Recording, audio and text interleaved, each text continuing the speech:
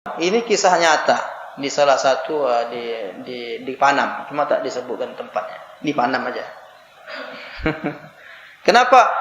Dia berpaham tak mau berdoa bersama-sama. Kebetulan rumahnya baru siang.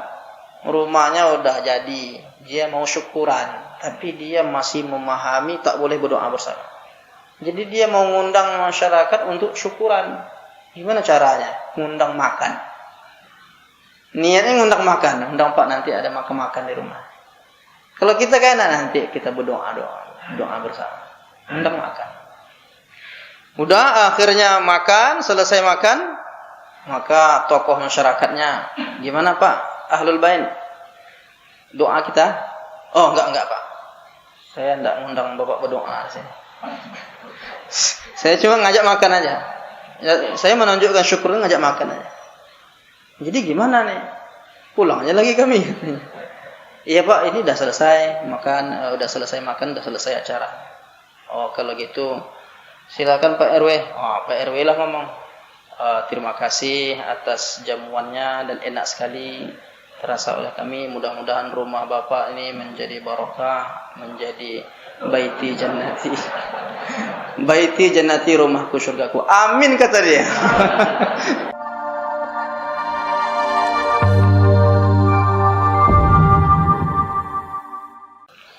Assalamualaikum warahmatullahi wabarakatuh. Alhamdulillahilladzi nahmaduhu wa nasta'inuhu wa nastaghfiruh wa na'udzu billahi min shururi anfusina wa sayyiati a'malina. May yahdihillahu fala mudilla lahu wa may yudlil falan tajida lahu waliyyan mursyida. Asyhadu an la ilaha illallah wahdahu la syarika lah wa asyhadu anna Muhammadan abduhu wa rasuluhu la nabiyya ba'dah.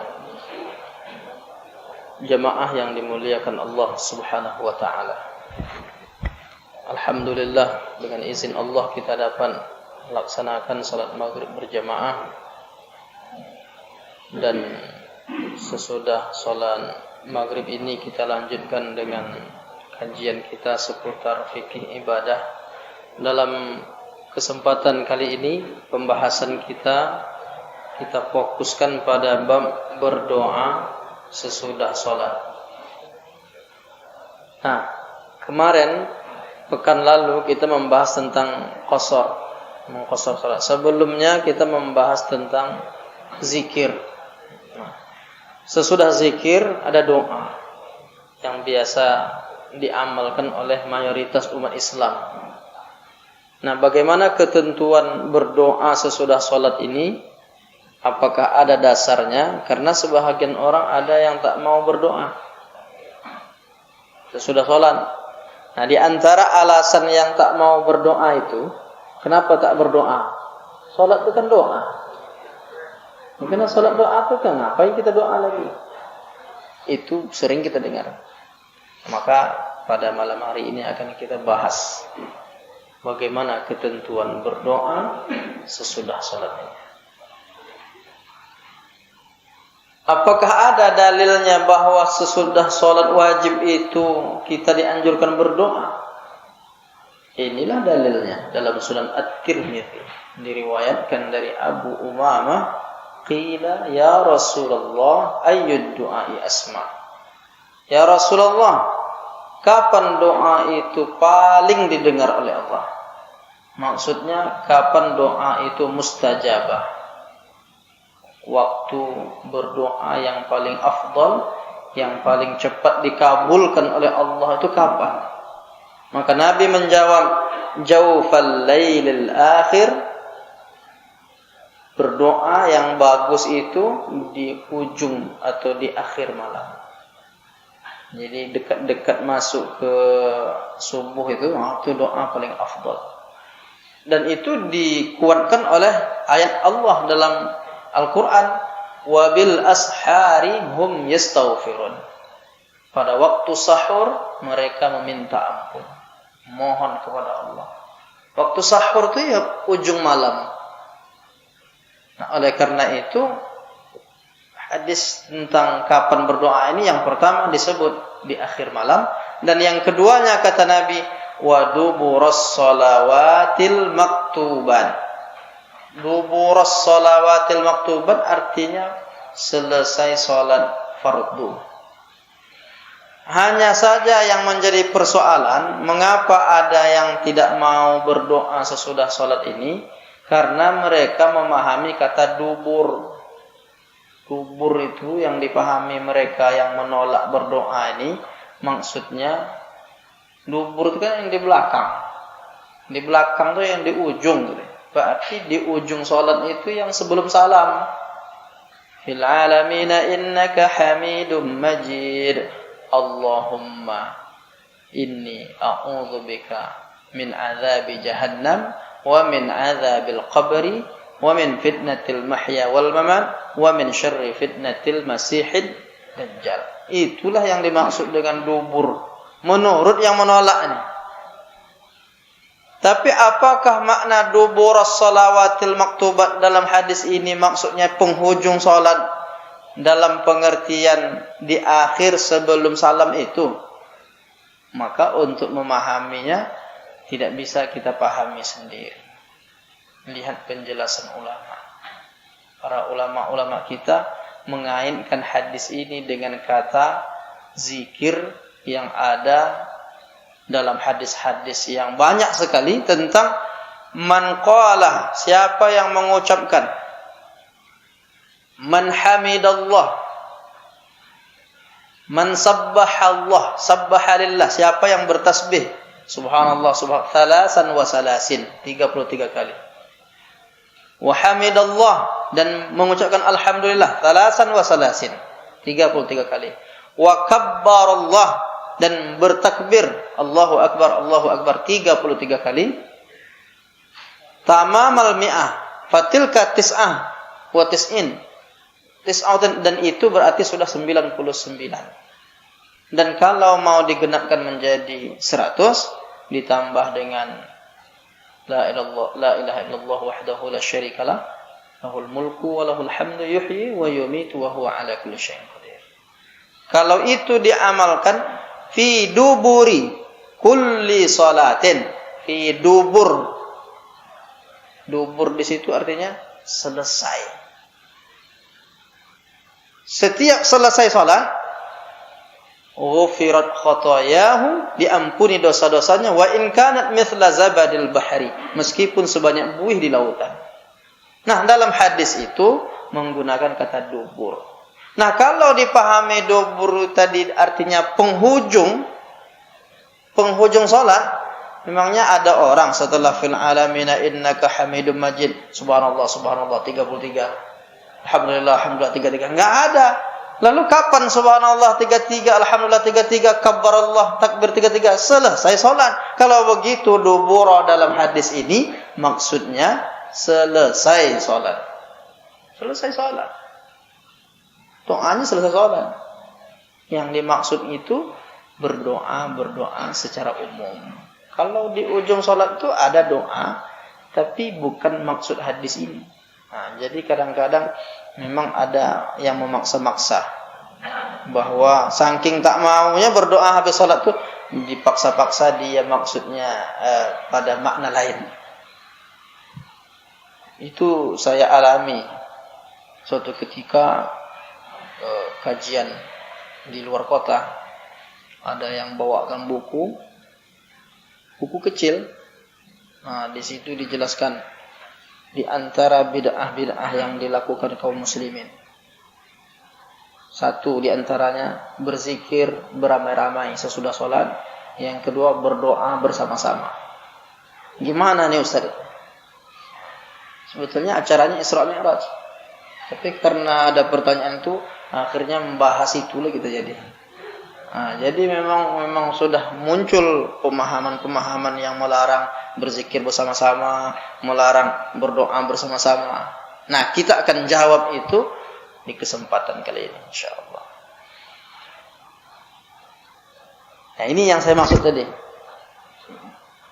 Rupanya ada, saya nggak ingat, ternyata ada. Makanya saya baca kayaknya tadi. Ada rupanya hadisnya.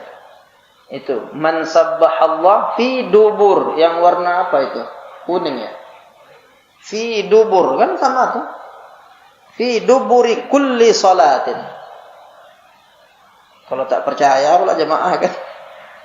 Iya itu tidak kata Ustaz yang tadi. Nah, ini di hadisnya. Sahih Muslim. Kata dubur di situ maksudnya selesai sholat. Karena tidak ada orang penghujung sholat menjelang salam bertasbih 33. Maka hadis yang pertama tadi harus dipahami maknanya selesai. Dubur sholawatil maktubat. Baik, itu poin pertama yang kita bahas. Bagaimana cara berdoa? Ternyata masalah berdoa ini ada ikhtilaf para ulama. Di antara ikhtilafnya yang pertama, tidak mengangkat tangan tapi menunjuk ke atas. Allahumma ighfir lil muslimina wal musliman. Amin. Saat khutbah. Yang kedua, tidak mengangkat tangan kecuali pada salat istisqa. Yang ketiga, mengangkat tangan. Mau kita bahas ketiga-tiga. Yang pertama dulu. Ada orang memahami, ya berdoa itu nunjuk ke atas. Kenapa ada yang memahami bahwa berdoa itu menunjuk ke atas? Karena ada hadis dalam Musannaf Ibni Abi Syaibah diriwayatkan dari Umarah bin Ruwaibah. Ra'a Bishr bin Marwan, dia melihat Bishr bin Marwan. Yarfa'u yadayhi 'alal mimbar, dia mengangkat tangannya di atas mimbar. Faqala, lalu kata Umarah bin Ruwaibah, qabbahallahu hatainil yadain. Semoga Allah memburukkan kedua tangan itu. Laqad ra'aitu Rasulullah sallallahu alaihi wasallam, aku melihat Rasulullah sallallahu alaihi wasallam la yazidu ala ayyaqula biyadihi hakadha. Nabi tidak menambahkan kecuali berdoa dengan jari ini. Lalu dia menunjukkan jarinya sambil mengucapkan kalimat-kalimat thayyibah. Bertasbih itu maksudnya mengucapkan kalimat-kalimat thayyibah dan dianggap itu sebagai doa. Tapi kan enggak ada kalimat doanya. Coba lihat dari kalimat itu. Enggak ada tuh bahasa Arabnya. Cuma diterjemahkan aja sebahagian orang yang mengatakan berdoa itu dengan cara menunjuk. Nah, oleh karena itu ulama memahami hadis ini, itu maksudnya bukan berdoa. Ada yang memahami begitu. Lalu apa maksudnya? Nabi kalau memuji Allah, bertasbih itu kan memuji Allah, bertahmid memuji Allah, bertasbih mengagungkan Allah, mensucikan Allah, sambil menunjuk ke atas. Mari kita bersyukur kepada Allah Subhanahu. Kan ada ustaz gitu ke ceramah kan? Yuk biasa kalau saat menyebut Allah nunjuk ke atas, bukan Allah itu tempatnya di atas. Kadang ada juga yang salah paham. Kalau Allah ditunjuk ke atas berarti Allah berada di atas. Allah enggak sama dengan makhluk. Lalu kenapa tunjuk atas? Maksudnya tinggi kedudukan Allah. Enggak bisa dipahami bertempat. Nah, tapi itu babnya bab akidah. Itu khusus tuh dibahas bab akidah. Nah, maka hadis ini ada perbedaan pendapat atau pandangan para ulama. Ada yang memahaminya secara tekstual. Kalau begitu, saat berdoa nunjuk. Makanya pernah enggak bapak-bapak? Kalau ibu-ibu saya enggak tahu karena mungkin enggak melihat khatib salat Jumat itu kan. Bapak-bapak pernah enggak lihat seorang khatib saat dia berdoa, Allahumma ighfir lil muslimina wal musliman? Pernah. Itu karena memahami hadis ini. Tapi uniknya lagi, yang memahami begini menyalahkan yang begini. Nah, ini masalah ini. Kalau mau buat aja lah, tapi jangan menyalahkan yang mengangkat tangan.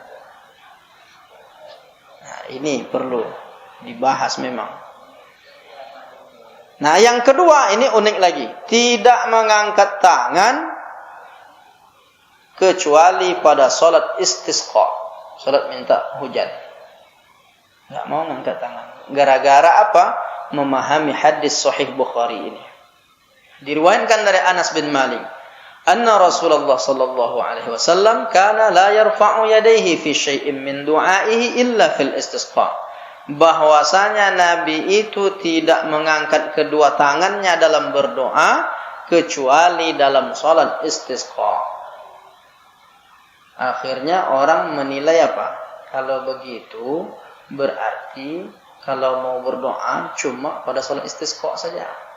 Selain salat istisqa enggak usah ngangkat tangan. Karena Nabi tidak mengangkat tangan ketika berdoa, melainkan hanya dalam salat istisqa. Itu bisa dipahami begitu tuh oleh sebahagian orang. Mungkin tak kita memahami begitu Bapak Ibu? Mungkin karena teksnya begitu. Tapi bukan seperti itu memahaminya. Lalu gimana? Bacalah sampai selesai. Karena kalau tak dibaca sampai selesai, orang bisa sesat. Itu ya kalau orang suka motong-motong hadis ya. Kalau tak selesai bisa keliru maksudnya. Nah, apa ujungnya? Hatta yura bayadu ibtayhi. Sampai terlihat putih ketiaknya. Apa maksudnya? Ngangkat tangan tinggi-tinggi. Berarti apa? Nabi tidak mengangkat tangan tinggi-tinggi, melainkan pada salat Nabi hanya di waktu salat istisqa itu ngangkat tangannya tinggi-tinggi. Berarti di luar salat istisqa boleh jadi ngangkat tangan, tapi tidak setinggi ketika dia berdoa dalam salat istisqa. Itu kalau tak dibaca selesai bisa meleset. Nah, itu penjelasan para ulama kita tentang hadis ini. Tapi karena banyak orang masuk kategori nassiyun, kaum tekstualis, dia pahami sendiri, dia sesat sendiri, disesatkannya orang lain. Sesat sendiri udahlah, orang lain mau disesat. Enggak ada tuh ngangkat tangan tuh, mana ada tuh? Ya, Nabi cuma ngangkat tangannya dalam salat istisqa. Rupanya tak selesai baca hadis. Nah, ini perlu. Nah, kalau apa buktinya bahwa Nabi itu bukan hanya pada salat istisqa saja ngangkat tangannya? Apakah doa-doa yang lain Nabi itu mengangkat tangan? Banyak sekali hadis-hadis tentang mengangkat tangan. Di antaranya hadis umum dari Salman Al-Farisi.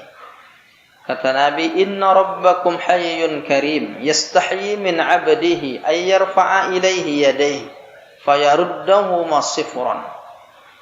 Sesungguhnya Allah Ta'ala Maha menghidupkan, Maha mulia.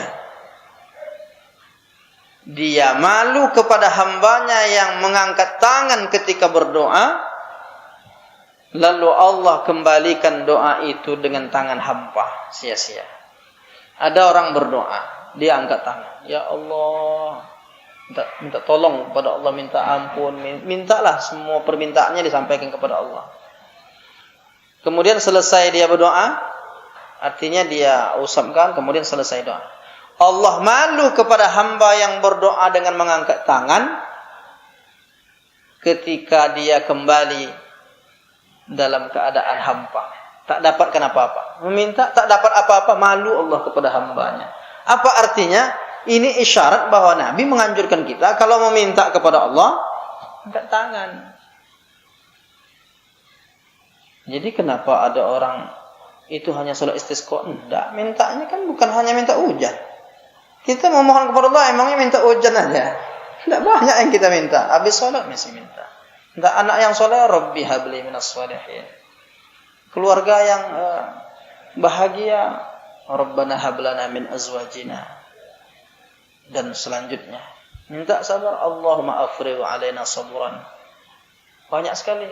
Tak ampunkan untuk orang tua, Rabbi firli wa liwalidayya, kat tangan. Nah, itu di antara hadis-hadis yang menunjukkan bahwa dianjurkan kita berdoa dalam keadaan-keadaan yang umum dengan cara mengangkat tangan. Nah, sekarang kita lihat sekali lagi. Ini hadis yang sama tadi. Ini ada analisa lain.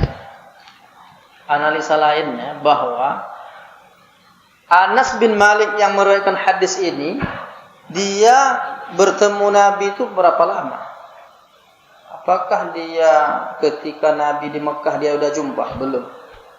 Nabi itu jumpa dengan Anas bin Malik ketika sampai di Madinah. Artinya berapa tahun? 13 tahun Nabi sejak diangkat menjadi Nabi itu. 13 tahun menerima wahyu itu. Enggak ada dia jumpa Anas bin Malik. Lalu Anas bin Malik bertemu saat umurnya 10 tahun ketika Nabi sampai di Madinah. Yang kata ibunya, "Wahai Rasulullah, ini anakku, engkau suruhlah apa saja." Dia masih kecil, suruhlah apa. Jadi staf Nabi. Bawakan air minum Nabi, bawakan sendal Nabi, bawakan air wudhu Nabi. Itu kerja berkhidmat kepada Nabi, Anas bin Malik.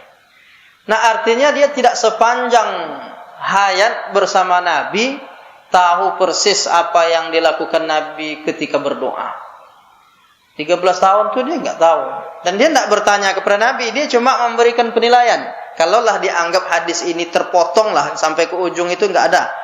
Anggaplah sampai yang warna merah, illa fil istisqa itu. Nabi tidak mengangkat tangan dalam berdoa kecuali dalam salat istisqa. Andai enggak ada kalimat itu, apakah bisa dijadikan hukum bahwa Nabi hanya pada salat istisqa saja mengangkat tangannya? Tak bisa juga. Kenapa? Karena nafi. Menafikan itu enggak bisa jadi hukum.